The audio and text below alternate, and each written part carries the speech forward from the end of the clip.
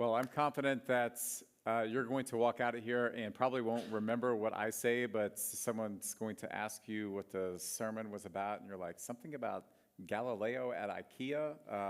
So, man, I love that. That joke.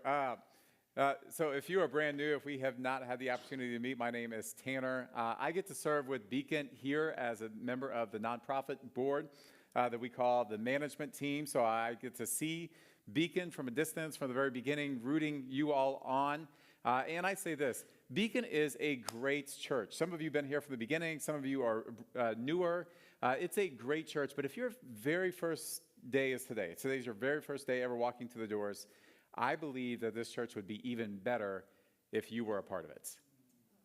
Even better if you were a part of it. So I get to serve Beacon like this. I also have 3 kids. I have a wife. And so someone asked me this morning, how are you? And I said, do you want to know the real answer? And I said, well, I was 10 minutes late here because Bethany, my wife, and I, we had this conversation. We're having people over. I live in Boston, and I have a smoker on my deck. I'm planning on smoking meat for tonight. But yesterday I went to IKEA. Like, you don't go to IKEA. I don't know if you have that here. You don't go to IKEA during the day on a Saturday. Right before it closes. I went before it closed and I bought the wrong meat. Or at least that's what she said. And then I'm like, I've smoked this before. She's like, this is not what we had before. I bought this before. So I'm like walking in here with this whole conversation bouncing around in my head. Today. So if you walked in, whatever you walked in here with, I'm glad that you're here. I hope that you don't check all of that here at the door because I believe that God wants to speak into your life. Now, what we read here today, what Ben just read, is a story from what we call the book of Acts. If you're brand new to Scripture, Acts is one of 66 books in the Bible. It takes place right after Jesus lived and is the starts, the book of Acts details the start of how the church came to be. The church. We see churches everywhere, how the church came to be. So we read this story about the Apostle Paul, a man who started churches in all of these different places, and this was in the city of Corinth. Now, to me, as someone who's done this for a long time, it's actually kind of hard to talk about the book of Acts because the book of Acts basically shares what happened. And there are very few like commands, for example, in the book of Acts, where it's like, okay, if I can see a command, I can talk to you about what that is. But it's like, okay, the book of Acts says this happened. And you and I walk through the doors with conversations bouncing in our head with friends or spouses or family members. We are thinking about work. We're thinking about what we have to do. We're thinking, I wonder how bad the Patriots are going to lose to the Bills tonight, on Sunday Night Football, things like that. We're walking through the doors carrying all of this stuff. So what is this really about?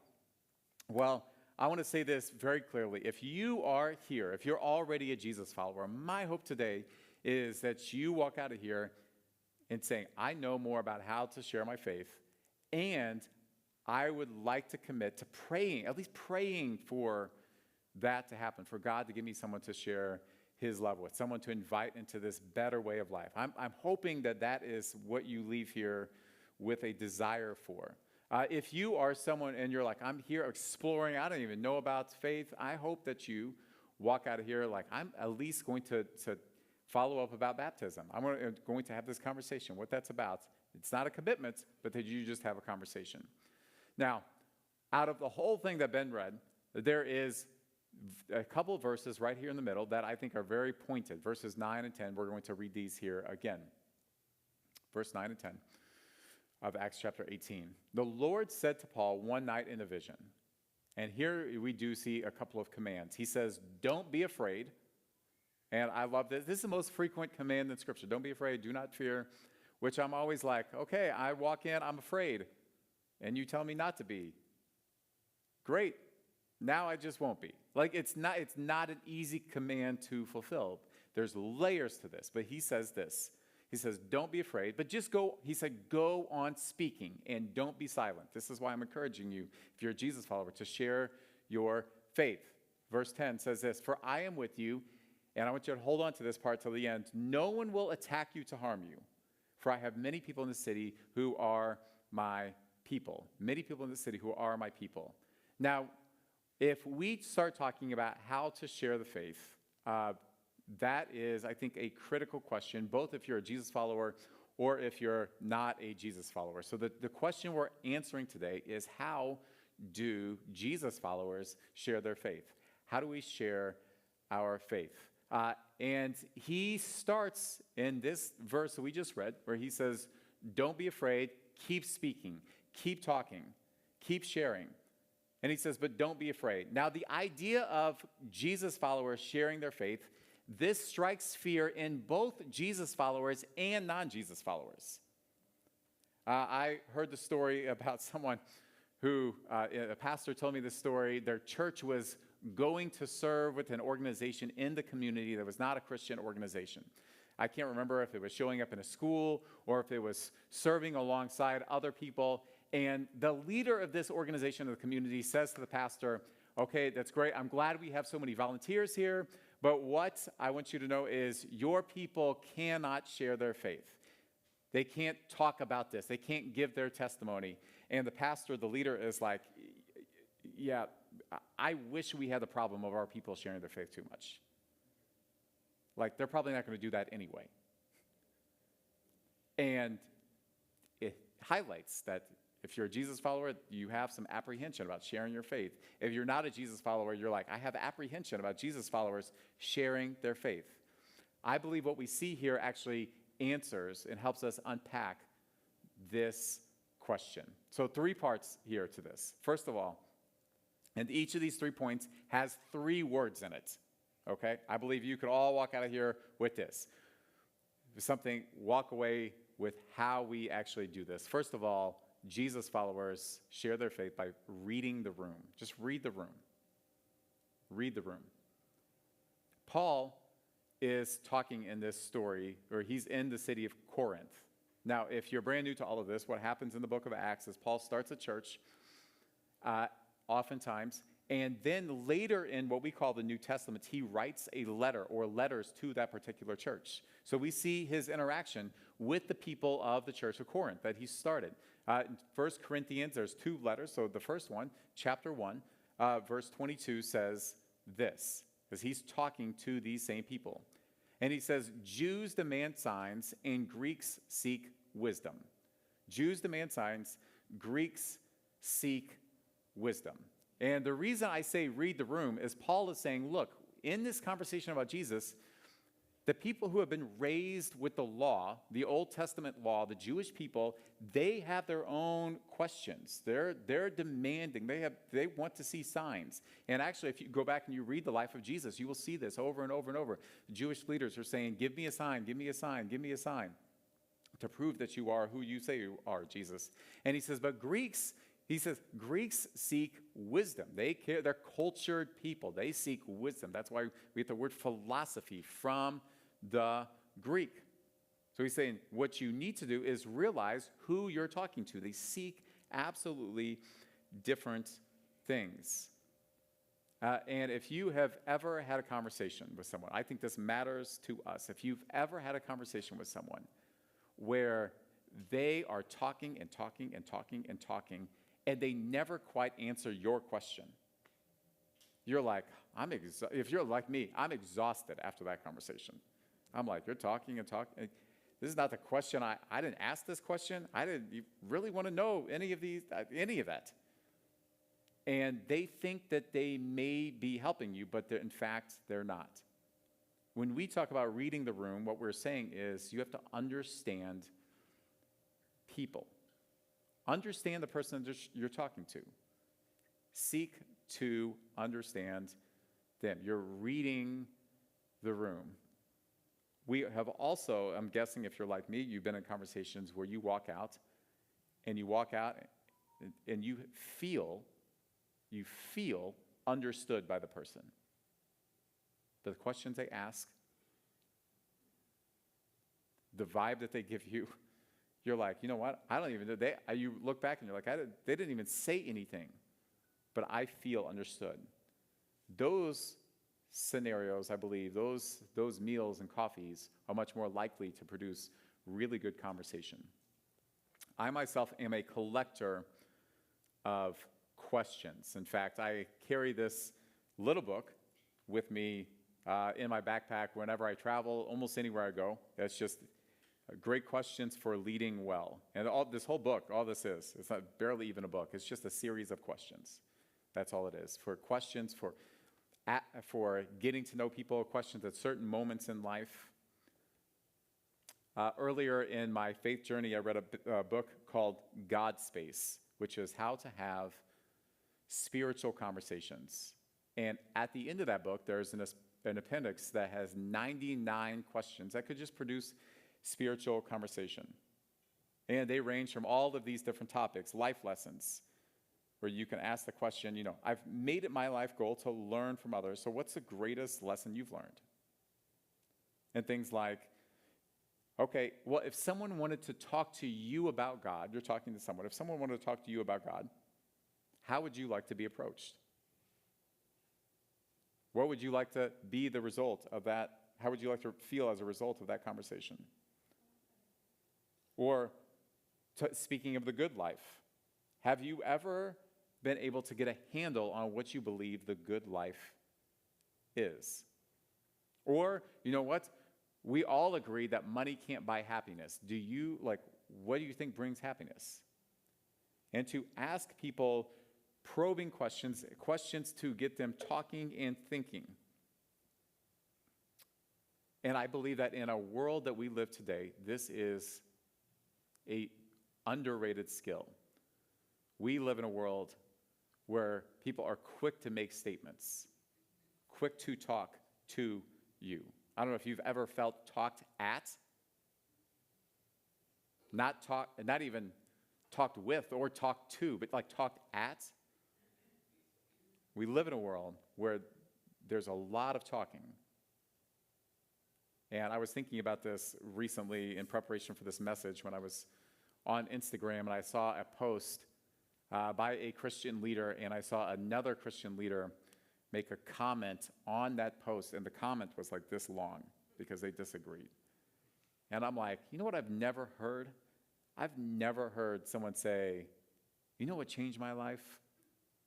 Is the comment by someone who disagreed with me on a social media post. Okay, I've never heard this.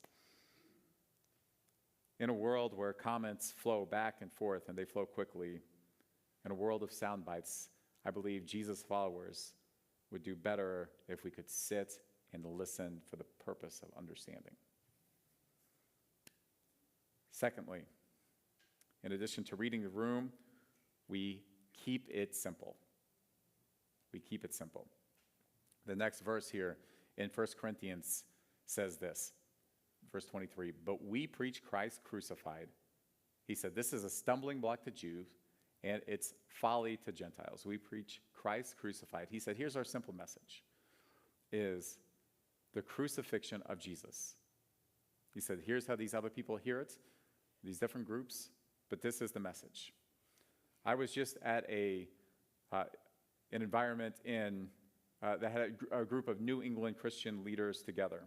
And a leader from Rhode Island told this story, and I lived in Rhode Island for 14 years before moving to Boston, told this story about a Brown University student, Ivy League school university student, who saw a TikTok video and came to faith in Jesus because of what was shared in a TikTok video.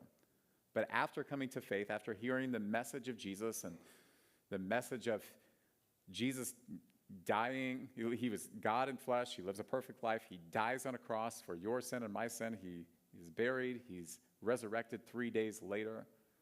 After hearing this and saying, yes, I believe this is true, she came to a Christian leader in her church and said, hey, can we sit down for coffee? And they sit down for coffee, and this student brings this long list of questions, all written out. And the questions are very difficult questions. They're complex, they're layered. They say, tell me about sexuality, tell me about gender, tell me about the role of women in the church, or tell me about the Charlie Kirk killing and response. And the person who's the leader who is receiving these questions is like, wow, this is a lot. But then the Brown student said this, said, I want to know, I'm asking these questions because I want to know how to answer my friends. And what I want you to hear from this story is she said, yes, there's a lot of other stuff swirling around in our world. But first and foremost, I've come convinced that Jesus is who he said he was.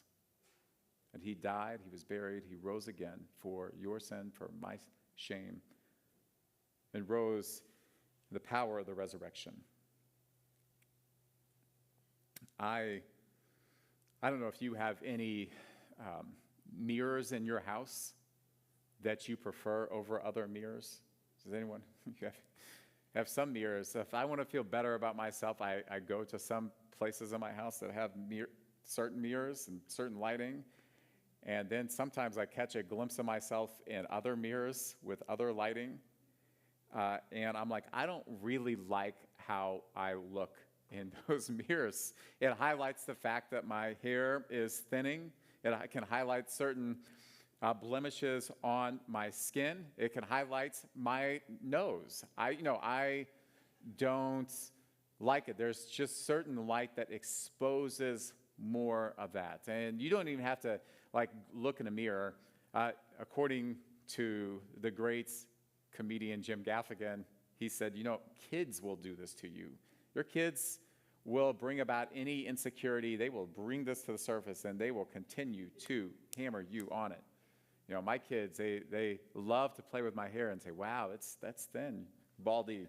My son, I just had a apple cider donut, and somehow I got the sugar all over a black shirt here like this, and he's like, Dad, it looks like your beard spilled,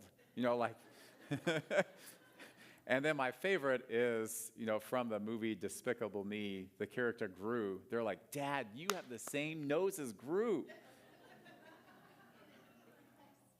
Right. So what I realize is we almost never like it when people highlight our imperfections.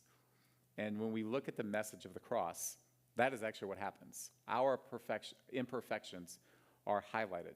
God has looked at us and said, you actually need a sacrifice on your behalf. And normally, we don't like it when people do that. It doesn't feel good. But I would say that it actually is what he does is different from what my kids, or maybe it's not your kids, maybe it's like your parents, or you have a certain friend who says that, you can imagine. I believe the way God does it is different.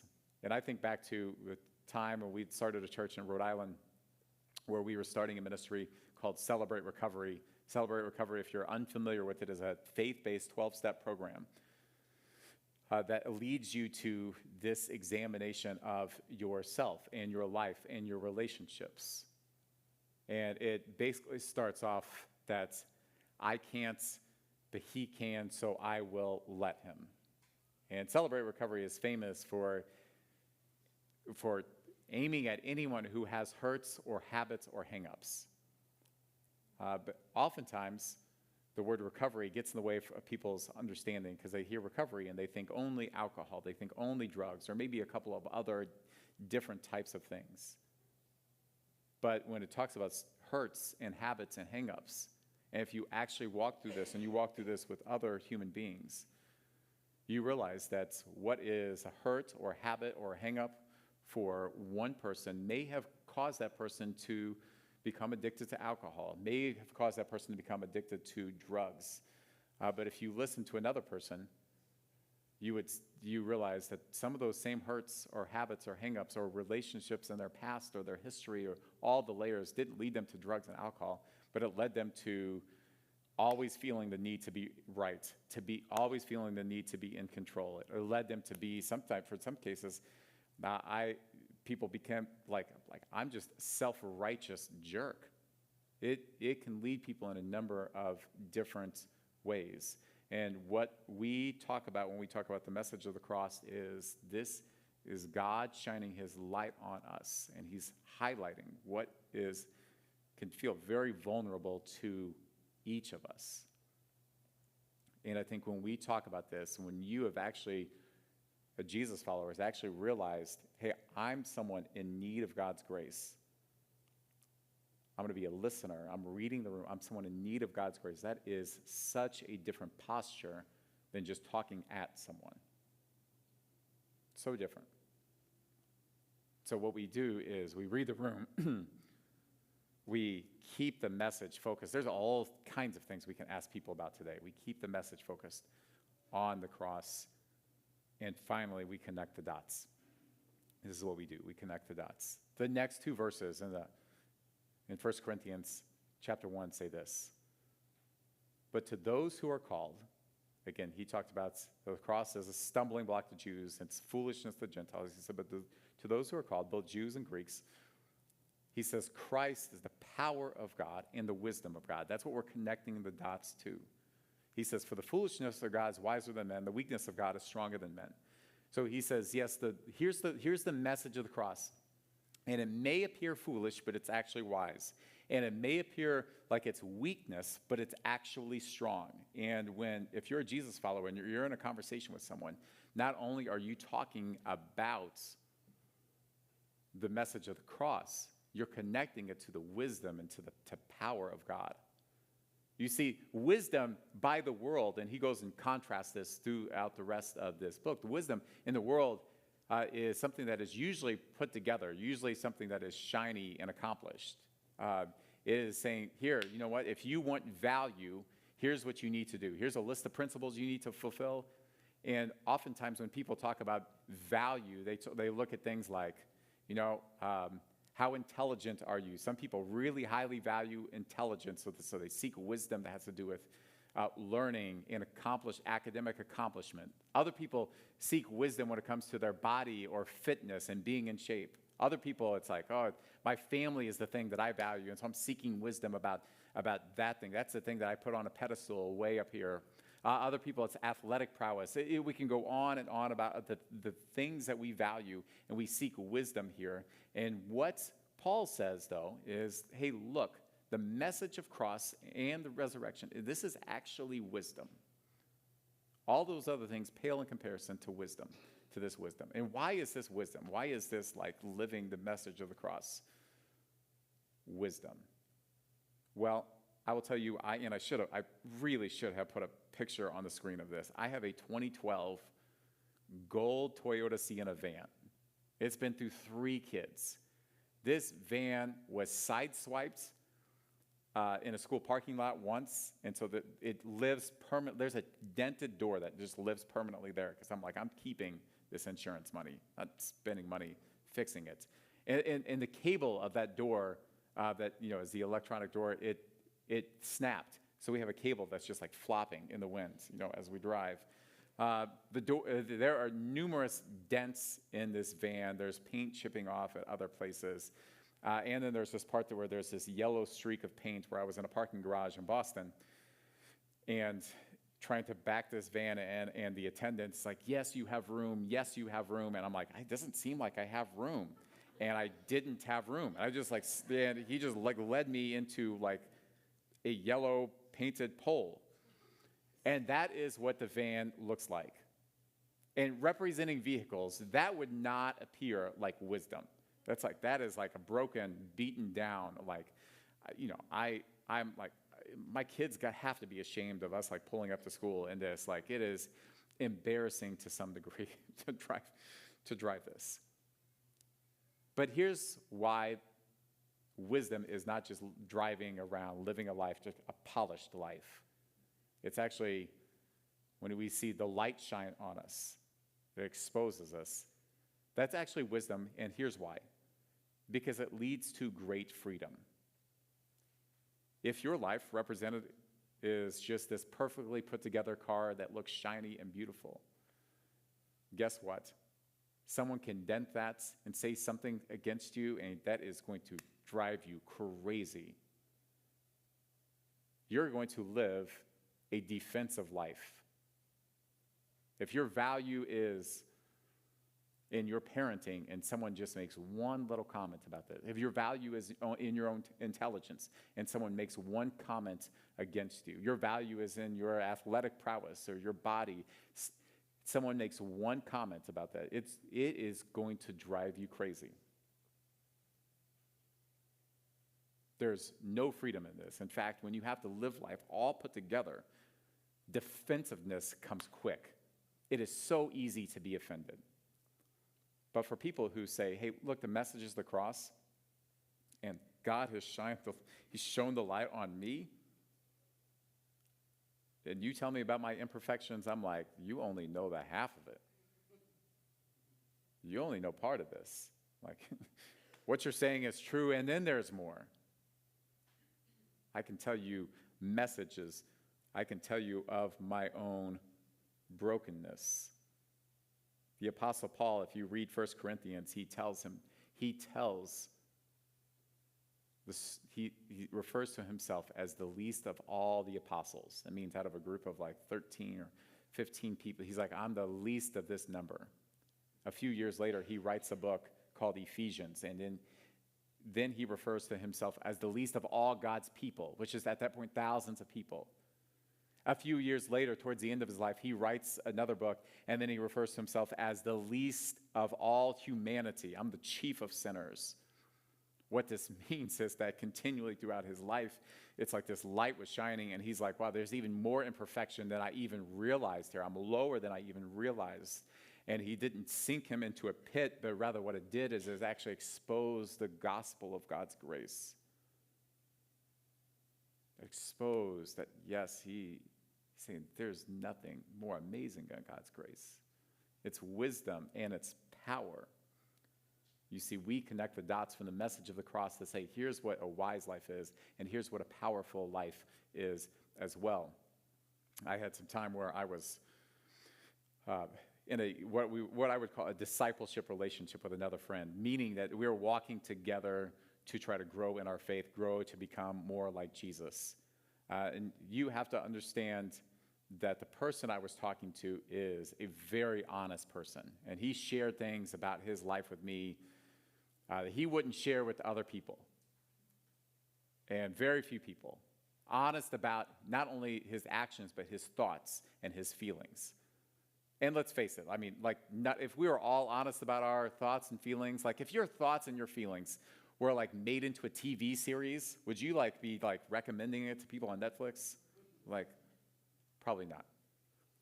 But likewise, he said this. He said, I'm just going to be open and honest about all of my imperfections. Now, I've spent years in school, Bible college, seminary, spent years teaching. But he comes to me one day and he said, Tanner, I was just reading the Bible. And he goes, I read in the book of Mark, which is one of the books about the life of Jesus. And he says, he's like, there's this detail where it says that Jesus crossed this body of water. And then he encounters this guy that is a violent demoniac. He is possessed by a demon. The whole town has ostracized him. And Jesus goes to him. And he exorcises the demon, and this man is in his right mind. And then he goes, and here's this other detail that they see. Then Jesus crossed the water again. What I had never seen as someone who had studied the Bible for years and years and years is that Jesus crossed water, and then he crossed water. And what my friend said to me is, look, he crossed water, had a conversation with one person, one guy, and then he crosses water again. He goes, it's almost like he crossed the water just to meet with that one guy. And if he can do it for him, he can do it for me. There is great power being in a community of people where we are all recipients of God's grace. You see, here's where I think this power comes from. The book of Acts, chapter 18, verse 12 says this. And I told you to remember this from verse 10. Verse 10, the Lord promised Paul, no one is going to attack you to harm you. Verse 10, no one is going to attack you to harm you. Verse 10. Verse 12 says, but Gallio was proconsul of Achaia, and the Jews made a united attack 2 verses later on Paul and brought him before the tribunal. No one's going to attack you, to harm you. United attack 2 verses later. You're like, huh? And it reminded me of the words that Jesus said to his disciples as he was sending them out. Matthew chapter 10 says this. He says, don't fear those who kill the body but cannot kill the soul. That's what I want you to get from that. Don't fear those who can kill the body but cannot kill the soul. Translation, what Jesus is saying to his disciples is, hey, the worst thing that someone can do to you is kill you. That's it. And I'm imagining, just seeing if Jesus was like doing this right now in a group text thread, and he like says this, hey, the worst thing that someone can do to you is kill you. You have no reason to fear. Like if he was doing this on a text thread with the disciples, like they would be like, emoji question mark on this. Like, what? What? That's what they would be like before the resurrection of Jesus. Because they're like, what? I'm dead? What? That's that's a terrible thing. But they also saw Jesus die, being buried, and they saw him 3 days later resurrected. And after you have seen someone die, buried, and resurrected, you realize that there's nothing in this world that you should absolutely ever fear. I'm guessing if Jesus had the same text thread with this group afterward and he says that the worst thing they can do is kill you, they would change their question mark to an exclamation point and saying there is absolutely nothing I have to fear. And I'm here to say, if you are someone who's brand new, you're brand new to all of this, there is great freedom in you being someone to say, yes, God, before me, you see all my dents and my flaws. I do not have to hide anything. And what he will be able to do in your life as you connect the dots of his wisdom and his power, as you invite him in, what you're doing is saying, God, free me from all of my insecurity. Free me from all of my defensiveness. Free me from being so easily offended. God, give me your courage. Why? Because you looked at me and not only said, look, this person's so messed up, I need to die for them. You looked at me and said, I love you enough to die for you. Let's pray. God, thank you for this grace we have before you. I pray that you give us people to share your love with, because absolutely every human being, God, we need this. We need your grace in our life, and it's because of the power of your resurrection that is possible, Jesus. So we thank you and invite you in. It's in your name I pray. Amen.